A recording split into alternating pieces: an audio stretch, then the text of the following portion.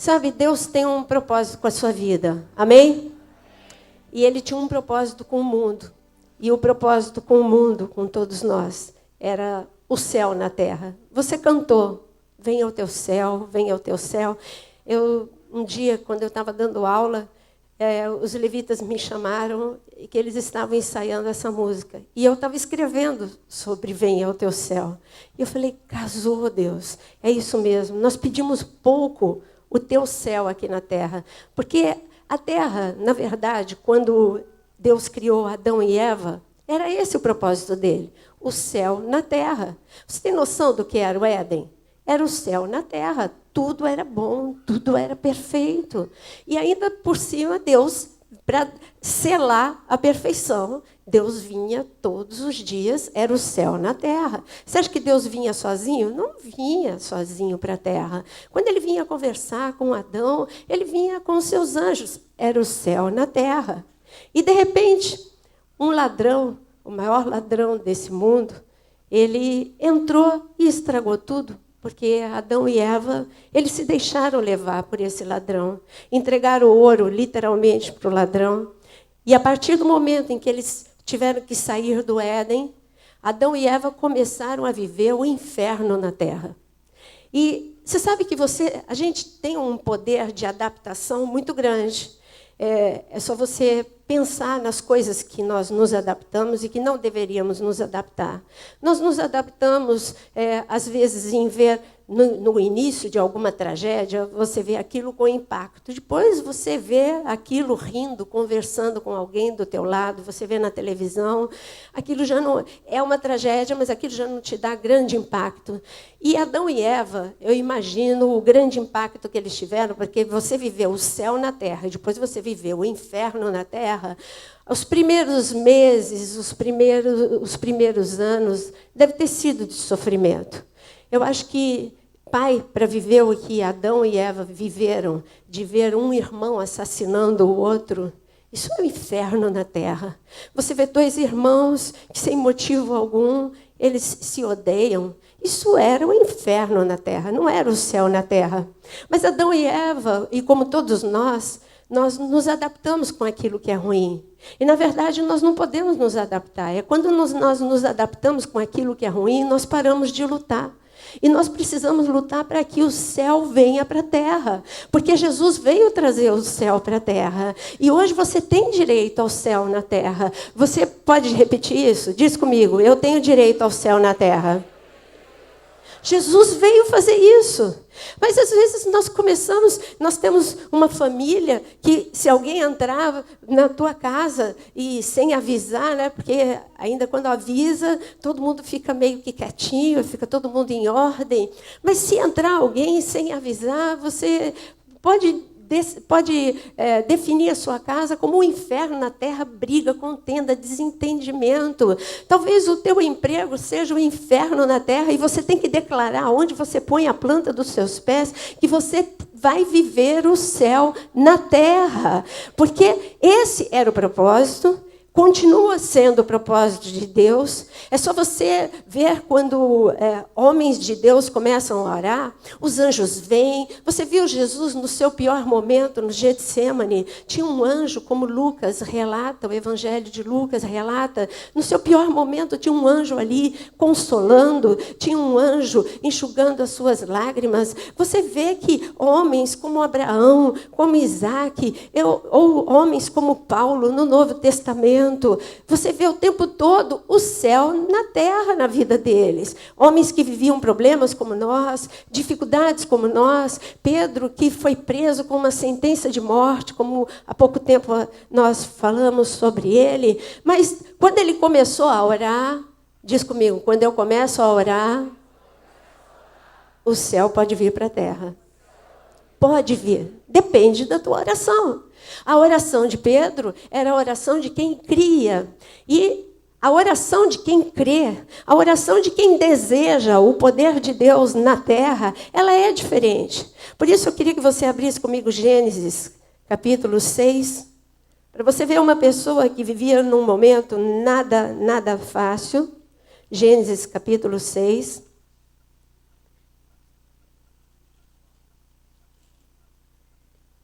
Deixa aberto em Gênesis capítulo 6.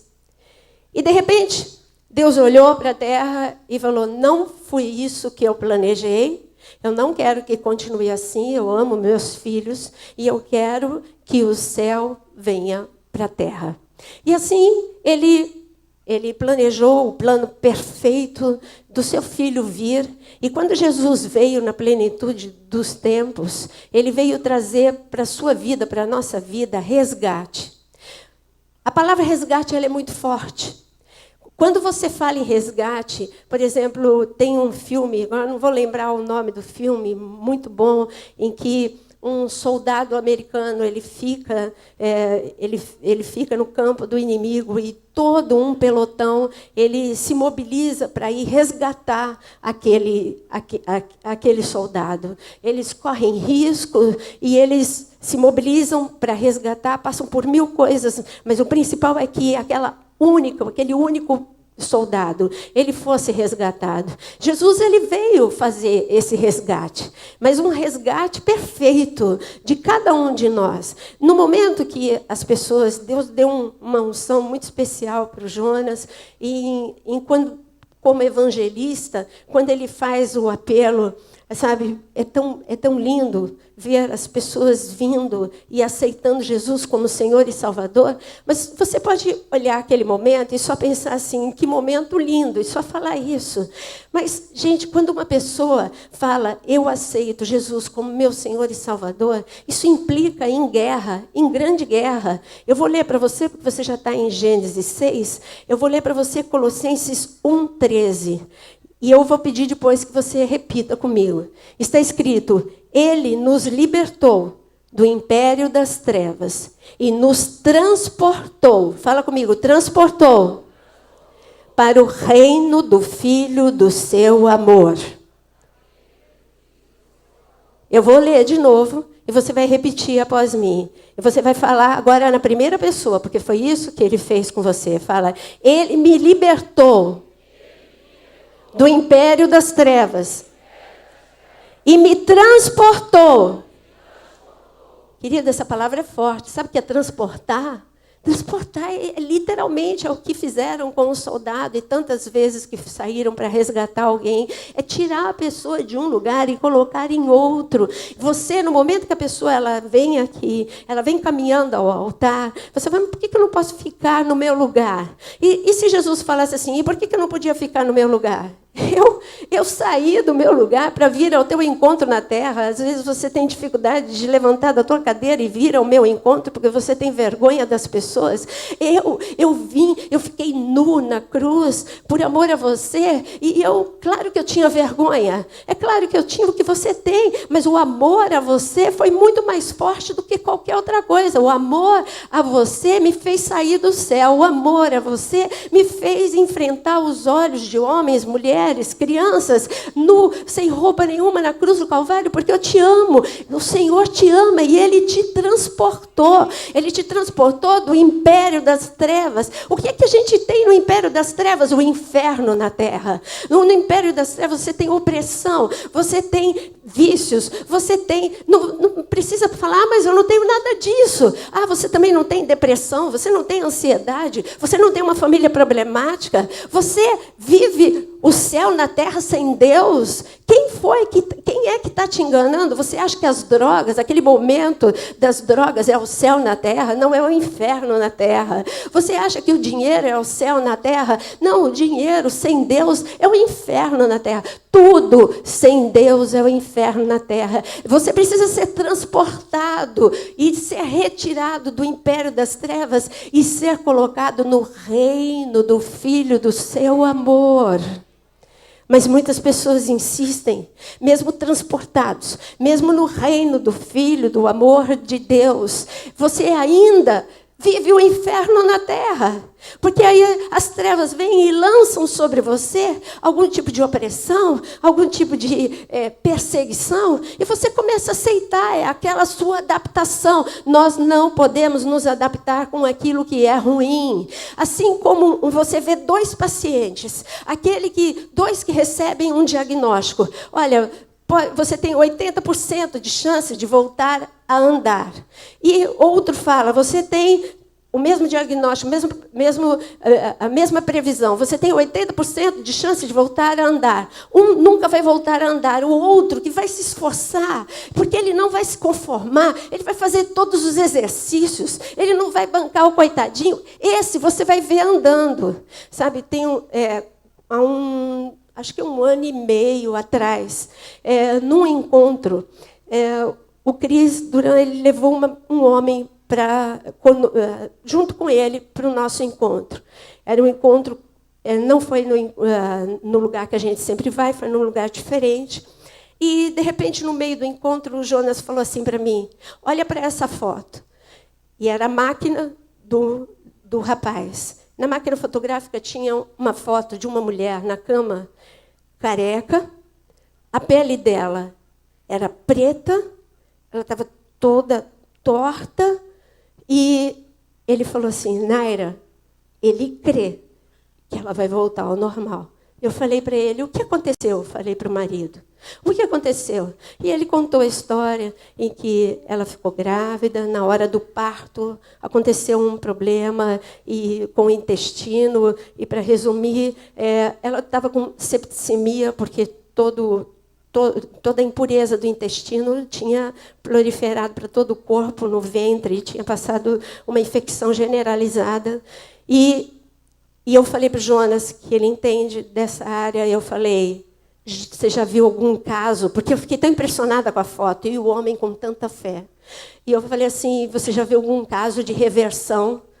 O Jonas falou, só por milagre de Deus.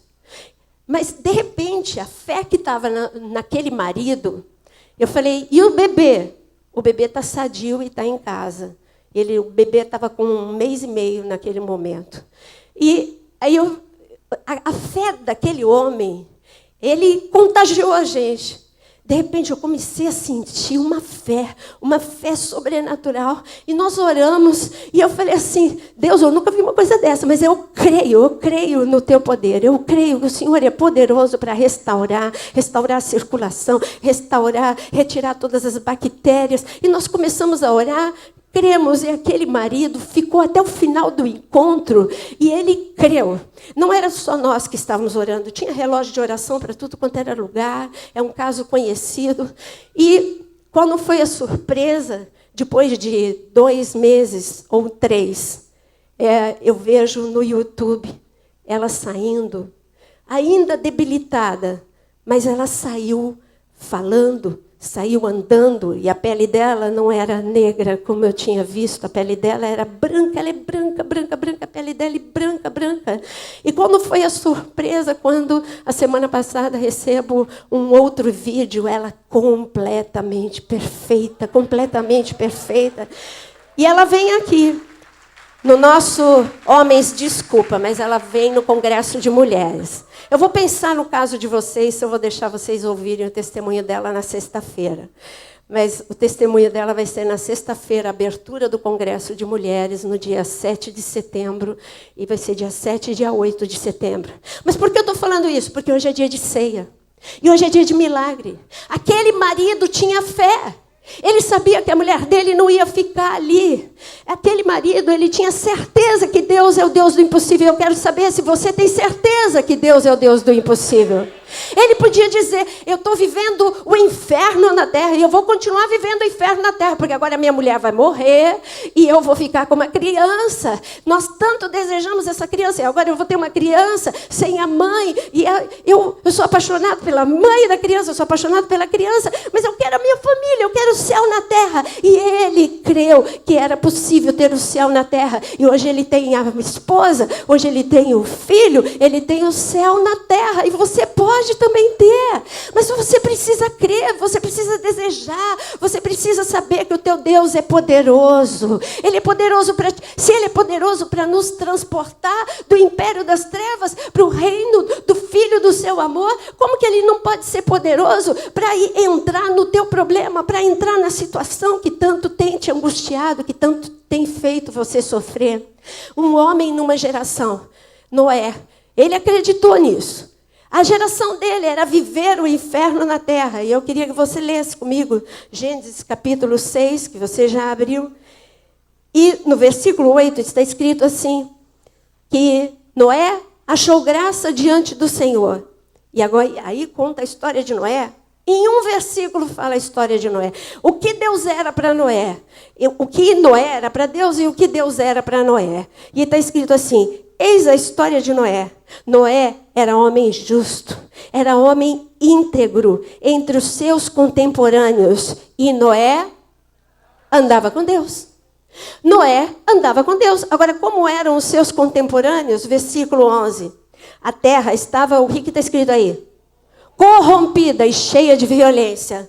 Jesus, quando ele veio, no Novo Testamento, ele disse, os últimos dias serão como os dias de Noé e de Ló. Então ele está falando, leia a história de Noé e saiba que é igualzinha a sua.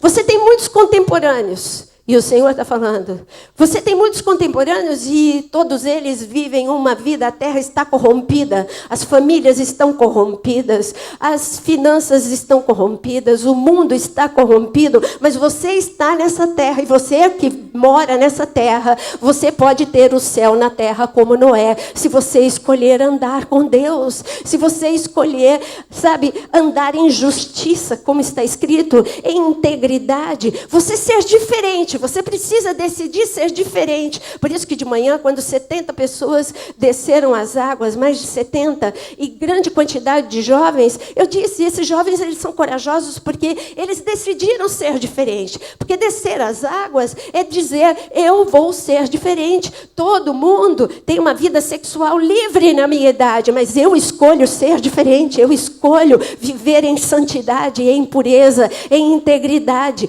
Todo mundo na minha idade faz um monte de coisa, mas eu tenho outras coisas para fazer, tenho outras prioridades na minha vida. Eu tenho estudo, eu tenho trabalho, eu tenho Deus, eu não vou me corromper, eu tenho uma escolha para a minha vida, e eu digo para vocês, jovens que passaram, e vocês todos que passaram hoje pelas águas do batismo, eu digo que você vai ter o céu na terra.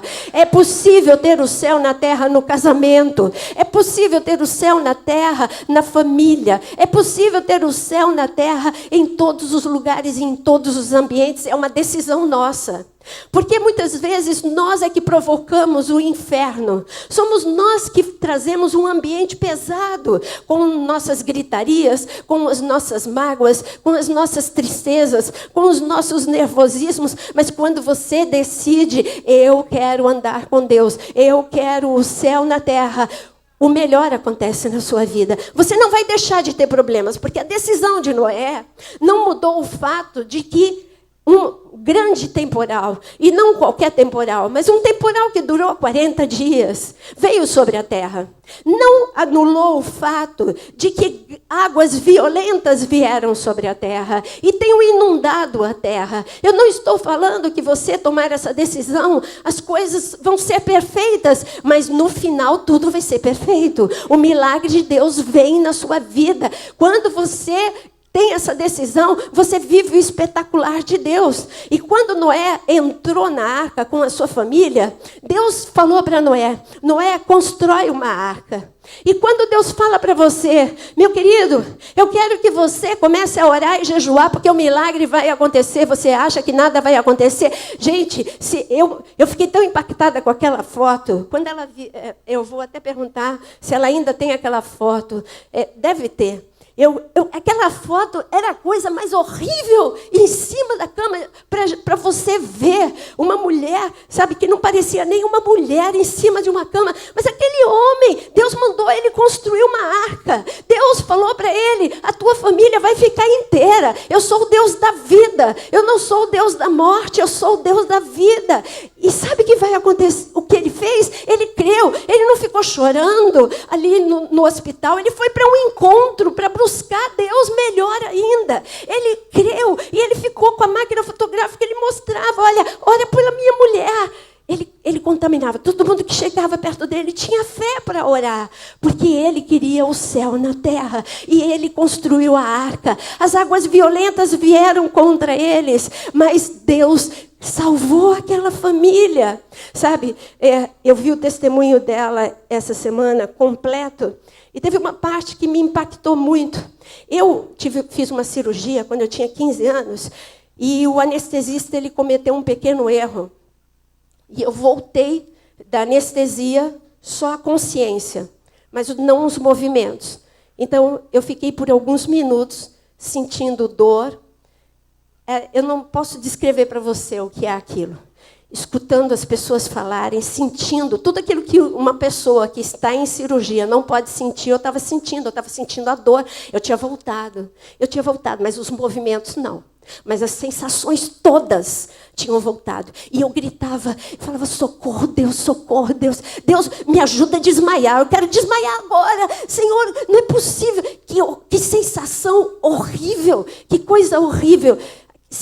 Se aquilo demorou minutos, eu não sei até hoje. Só sei que deu para eu descrever para o médico, porque ele disse que tinha sido pesadelo de cirurgia. E eu falei assim, se foi, graças a Deus, mas eu vou escrever para você, porque eu não podia falar.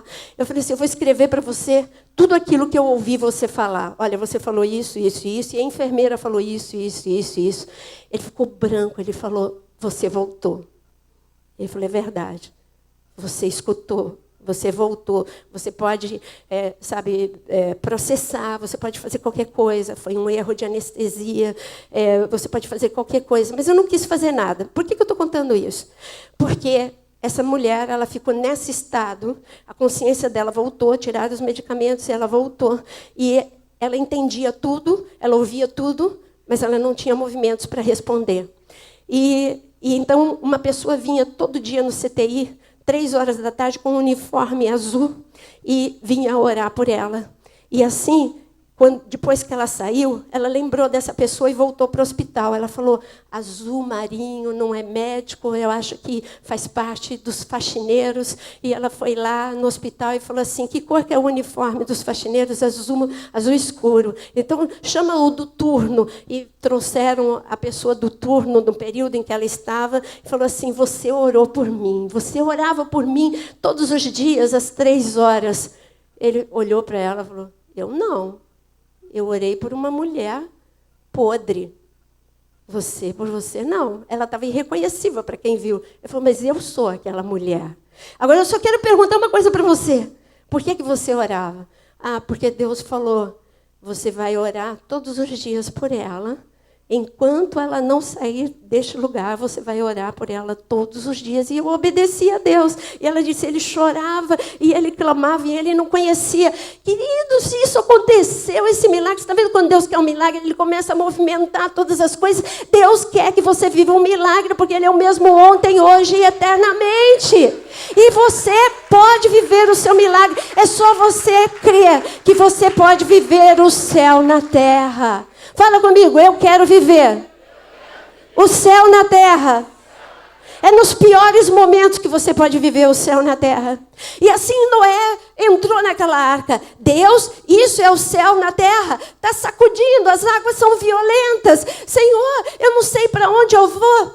Talvez Deus tenha dito para Noé, calma, eu sei para onde você vai. Queridos, você está orando. E você crê no Deus do impossível. Mas as águas ainda estão violentas e você não sabe aonde você vai dar. Deus sabe aonde vai dar o teu barco. E você vai viver um milagre como Noé. O barco dele tinha o Monte Ararat, foi feito como porto. Tudo bem que era 5.000 metros de altura, mas foi feito como porto a 5.000 metros de altura para Noé. E ali ficou Noé pendurado. O tempo que Deus quis, Noé ficou ali. E Noé manda o pombo, Noé manda o corvo e nada acontece. Eles voltam com um bico vazio. A água ainda está com muita água. Mas Deus prometeu o céu na terra. E eu vou viver o céu na terra. E de repente Noé, que não desistia de jeito nenhum, ele manda mais uma vez o pombo e o pombo volta. Tudo isso que eu resumi foi um espaço de 1 ano. Eu estou resumindo em algumas palavras o que aconteceu com Noé. E assim, aquele pombo, do primeiro primeiro pombo ao último pombo, ele teve um espaço de 14 dias. E você acha que em 14 dias uma oliveira cresceu? Volta o pombo com uma folha nova de oliveira no bico.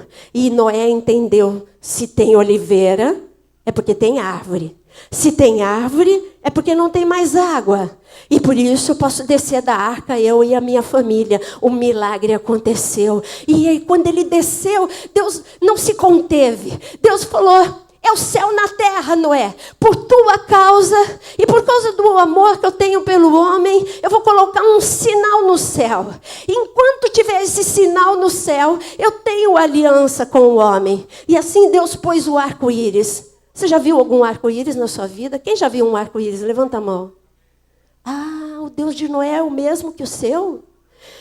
Então, o Deus que assinou no céu para Noé de que o milagre é possível aqui na terra, é o Deus que ainda põe o arco-íris para você lembrar disso. Mas você olha para o arco-íris e você fala: é bonito. Sabe, no encontro de mulheres, o último, eu estava falando cura. E, de repente, o arco-íris mais bonito que eu já vi na minha vida, ele surgiu no céu. Eu não tinha visto. Outras pessoas que estavam lá fora falaram, e a ministração foi à vista daquele arco-íris.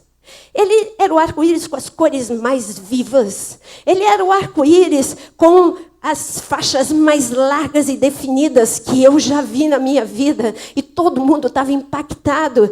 E depois veio uma pessoa e falou assim: Deus colocou como assinatura para você. Eu falei: eu recebo. Sabe uma coisa? Agora eu vou ser vaidosa. Agora eu recebo, Senhor. Eu recebo. É a tua assinatura de que o Senhor faz milagre para mim. O Senhor faz milagre para cada uma dessas mulheres. E cada vez que você olhar para o céu, saiba que o seu Deus é o mesmo. É o Deus que quer que você viva o céu na terra. E que as pessoas possam dizer: como é que você consegue sorrir? Como é que você consegue ser feliz no casamento? Como é que você consegue ter filhos que você leva para a igreja? E você pode dizer: eu tomei uma decisão. Eu aceitei ser resgatado. Eu aceitei ser transportado do império das trevas para o reino do Filho do amor de Deus. E eu creio que é possível ter o céu na terra. Você crê? Eu queria chamar os levitas aqui. E eu queria que você cantasse junto comigo agora. O céu na terra. Que você chame. Que você chame. Não acabou o culto. Não acabou a palavra. Não fica, sabe qual é o problema da gente? É que você fica assim. Quando a pastora chama o louvor, é porque acabou o culto. Não. Ué, eu posso louvar no meio, não posso? Então, Deus é assim. Fica em pé agora. E chama o céu para a terra. Chama os anjos de Deus. Chama a presença de Deus. Fala: Deus, eu sei que é possível viver o céu na terra. Eu sei que mesmo sabe quem que pediu para o céu na terra vir? Você tem noção?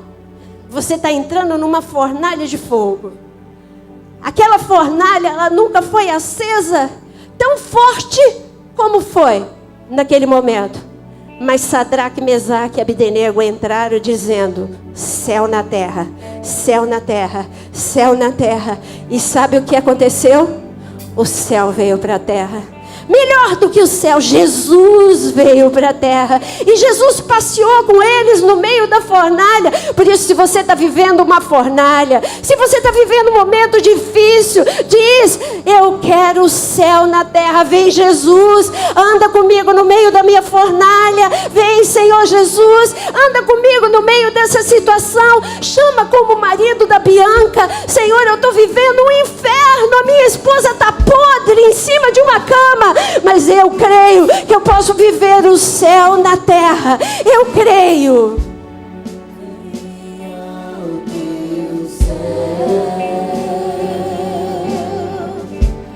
Venha o teu céu. Venha o teu céu. Venha